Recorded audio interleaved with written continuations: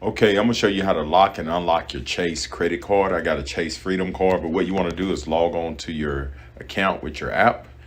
And then what you do, you find your credit card, you click on it. And then what you want to do next is go right here where it says manage account. You click on the manage account, and there at the top where it says lock and unlock card, you click on that.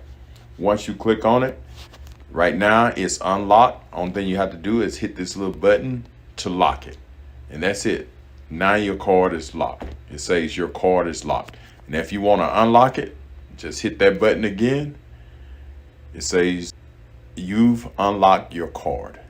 So it's that simple. So that's how you lock and unlock your Chase credit card. Okay, you can also unlock your debit card. So to lock and unlock your debit card, you do the same thing. You click on it, your account, and where it says manage account, you click on manage account.